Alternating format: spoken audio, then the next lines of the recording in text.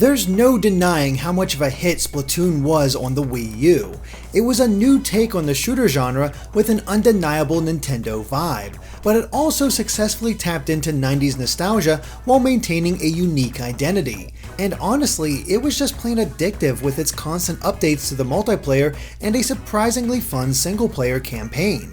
But can it be done twice? Has Splatoon 2 changed enough to make it a worthy sequel, or is this just a minor upgrade to get the series on the Switch as fast as possible? The game is set 2 years after the original, and in that time, new tastes and trends have emerged. There are new bands, new shop owners, and even a new hub for squids to spend their time. And among all this, the great Zapfish has gone missing yet again. But it's not alone, as Callie of the Squid Sisters has disappeared too. And that's where the single player comes in. Here you'll be recruited by Marie to rescue the Zapfish and hopefully discover what happened to Callie. The story never really gets any deeper from there, matching the scope of the original. And that applies to much of the campaign. It's about as long as the original and many of the concepts carry over. There are 5 hubs in total, with invisible kettles acting as the entrance to a stage. But the hubs have been expanded, making them more fun to explore. There are ways to earn extra power eggs, which are still used to upgrade your weapons, hidden sunken scrolls, and Sardinium, a new collectible used in conjunction with the power eggs. Not only that, but there's a bit of platforming as well as you navigate your way to the stage entrances. It keeps things interesting for that first playthrough, and then you can easily super jump back for any return visits. The campaign itself is much better designed as a way to introduce all the various weapon types to players before they potentially dive into the multiplayer. On a first playthrough, the ink charger might be required, and the level accommodates it through the design. This leads to a better idea of that weapon's strengths and weaknesses, and if you decide to play that level again with a different weapon, the stage will be slightly changed to make it possible to complete. In that way, it's a better experience. That applies to the level design as well, which is constantly adding new elements to keep things fresh and change up your tactics. Some are better than others, with the grind rails being a particular highlight as they lent levels a different feel to what came before. And the bosses are just as fun as you'd expect, with wacky designs and concepts that just plain work. With a few exceptions, it's all great stuff. But it's also not especially new. It's remixed and plays better, but I suspect diehard fans of the original will be hoping for something a little more. As much as I enjoyed it all, I still came away with that feeling. Yet I do think this is better, with Marie providing some hilarious quips along the way and even getting to know Sheldon a little more. It's going to be something you'll want to experience, although like the first, it's not the main attraction. The multiplayer is where the addiction really begins. As soon as Nintendo made the servers live, I jumped into the multiplayer right away, and I easily slipped back into form. Like before, only Turf War was available at the start, which pits 2 teams of 4 against one another in order to ink more of the stage. At the end of 3 minutes, it's all tallied and a winner is declared, which earns that team more money and experience to raise their freshness level. The losers still earn rewards too, just not as much. But that freshness level is the key to success. Once you reach level 4, you can start shopping at the stores around Inkopolis Square. Shoes, shirts, and headwear are all available, allowing you to style your Inkling while also taking advantage of their different bonuses. Some are the same as the first game, with stronger sub-weapons or a shorter respawn time if you're splatted, but then there are new ones like allowing you to roll after a super jump in order to avoid enemy ink. It seems minor, but it really does change up the tactics of the battles this time around. And that goes for the weapons too. While most of the weapons themselves are the same, save for the addition of the Splat Dualies, the sub and special weapons have been changed significantly. There are a few new subs next to the returning standbys, but every special is different except for the bomb launchers, which send out hordes of various types of bomb sub-weapons. Each special is useful in a particular situation, but none of them feel overpowered. They aren't the game changers that they could be in the original game, and perhaps because of that, specials seem to happen much more often. It's a subtle change to the mechanics that becomes more pronounced the more you play.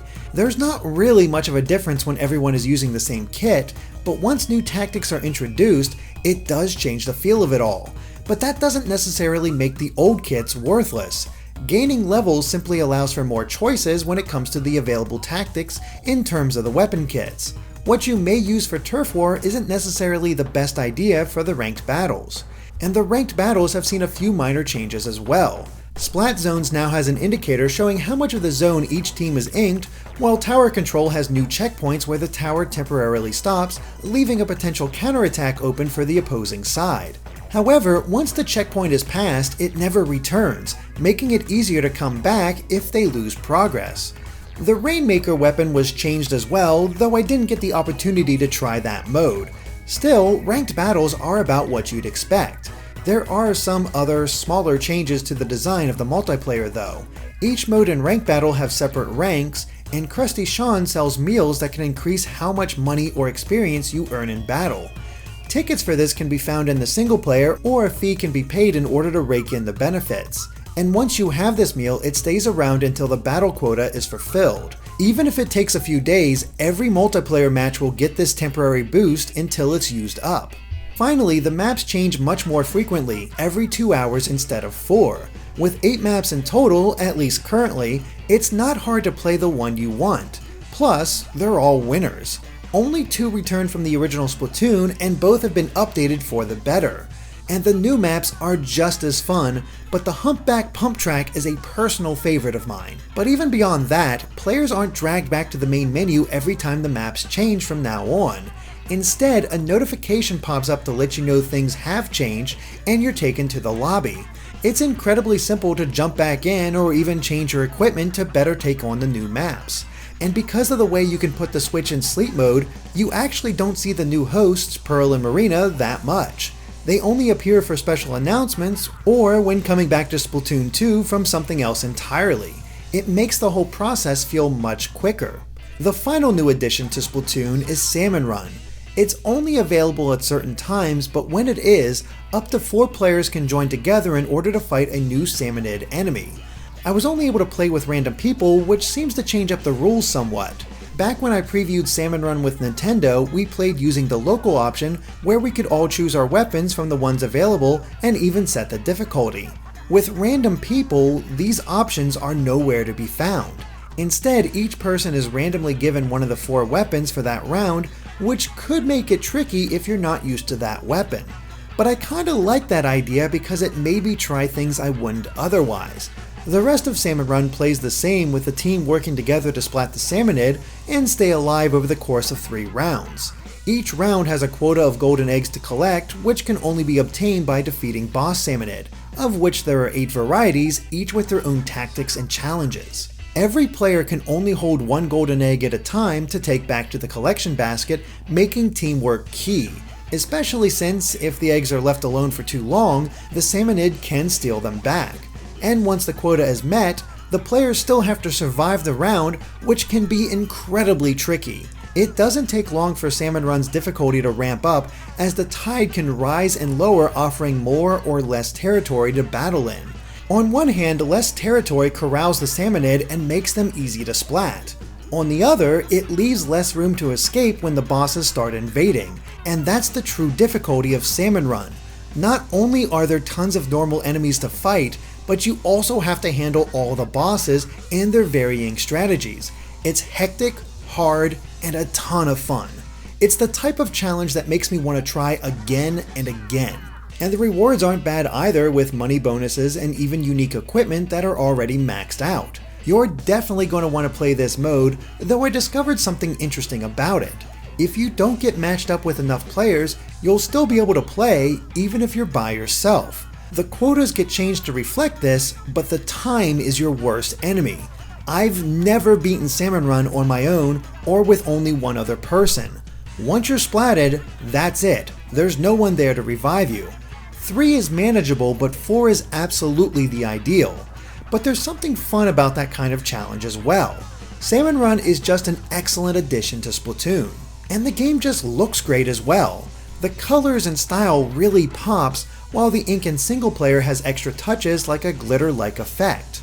It's unfortunate that it's not there in multiplayer, but the game still looks fantastic. The music is good as well. While the single player tunes never got me quite as pumped as the original games, the multiplayer soundtrack is just as good. It made me ready for every match and kept everything varied. There's no denying that the presentation is top notch. Splatoon 2 is a truly great game. It expands and improves upon the original with only a few minor missteps here and there, but that might be its biggest problem. Some might not regard these changes as enough for a sequel, that there's just too much of the same. And while that may be fair in some regards, I also found myself not caring. I love this game too much. It is a purely fun experience that brings me back again and again and again. To me, the devil is in the details. Dig deeper and you'll see the changes. And if you've never played Splatoon before, this is the best way to start. Don't miss out on it. Thanks for watching, and be sure to subscribe to GameXplain for more on Splatoon and other things gaming.